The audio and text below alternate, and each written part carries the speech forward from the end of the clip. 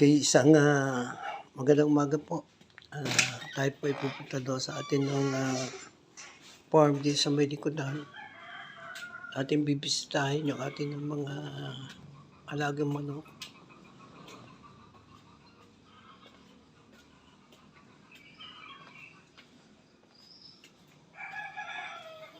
Samahan niyo po ako.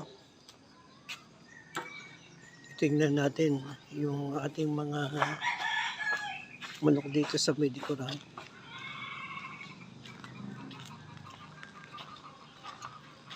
Tayo po'y gagawa dito ng kulungan ng manok. Dahil dumadami na yung ating alagang manok na Tagalog.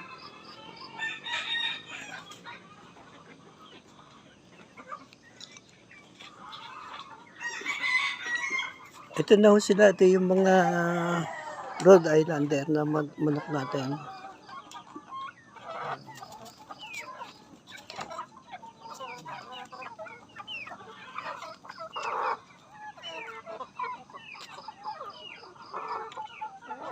Medyo talagang sa una, sa inyong pag-aalaga ng ganitong manok ay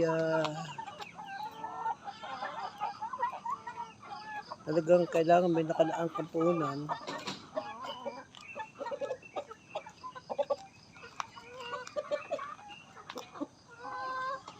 Dahil bago ito lumaki ng ganito at yung mga itlog, tayo po ay bumili na ng pisaan. Kaya yan ay preparation. Isang araw ito ay pakikinabangan na. Ayan.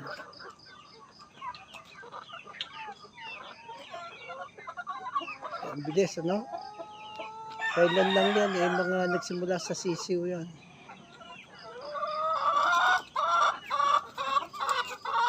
Dito medyo presko, nasa ilalim po ito ng yan, ng ating mga puno ng daranghita. May nyug tayo dito. May mangga.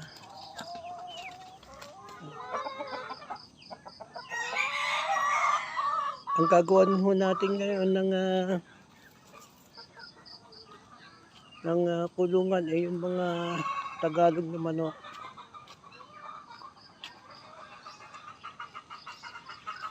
Ayan, gagawin natin yung bubong.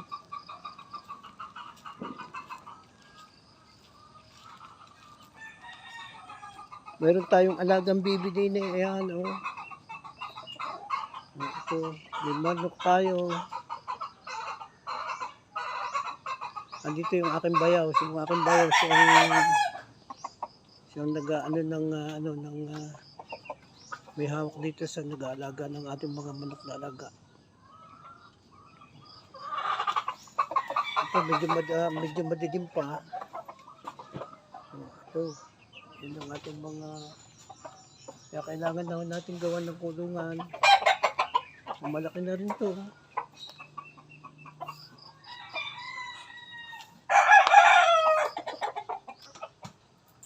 Meron din tayong alaga din eh. Ayan.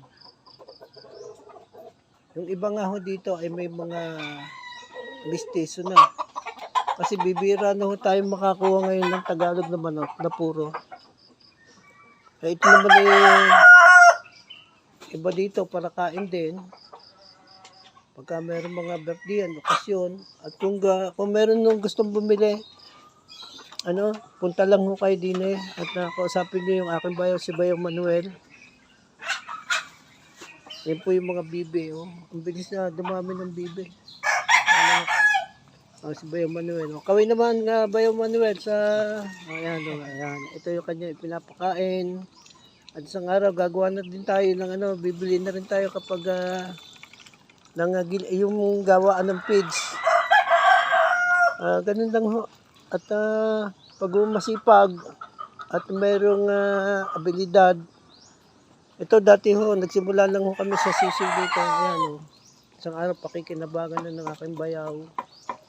Itong mga manok na ito na amin nung inalagaan din eh. Ang ito inang itlog na, napakadami naman yan. Ayan, napiprepare yung... Ang pakain nun ng aking bayaw ay yung mga gulay na mga reject na ho yan. Yan ang sinasama doon sa pagkain sa atin ng mga manok kasama nitong bibi. Ayan, oh. Hello! Oh, ayan, oh. Baka ito makahawa bayaw. Dapat may lagayin tayo. Baka ito makahawa. Okay, maraming salamat po sa Diyos. Lahat ng papuri sa Diyos lahat ng parangal. Mamaya ho, atin nung gagawa ng content yung ating pagtatayo dito ng kulungan ng manok kasi dumadami na ho sila. Ayan. Ayan, may alaga tayong bibi dito, may barako. Ito gagawin na natin ng magandang kulungan to.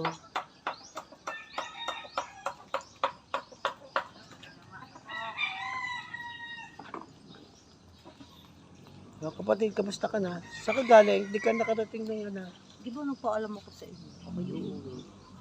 Kasi nilakad ko. Pagka daw po, nakalampas pa ng asing ko, panibagong Masyado na. tubo. Malaki na nga yung Ang tubo kinuha na ko ng tubo, 4-5. Ay di naging parang nagkakakuha na sila. Dapat naman tayo magkaanuhan. Hindi naman yung utang sabi nga na ni Nene. Sabagay, ganun rin. Sige.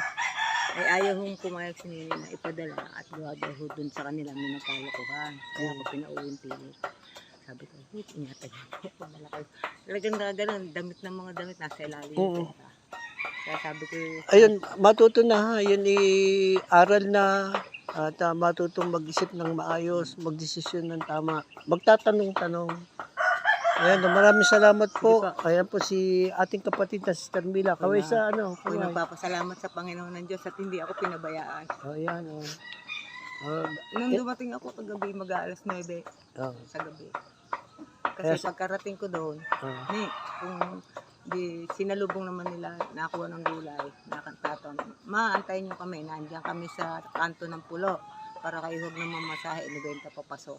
Ay sige, pagbaba ko sa jeep, nakita ko na yung mag-anak ng angambas na ng gulay, sinasakay. Nung sabi niya, pala na may ganun, hindi dapat kinuha ko na lang kayo ng pera doon sa aming manager.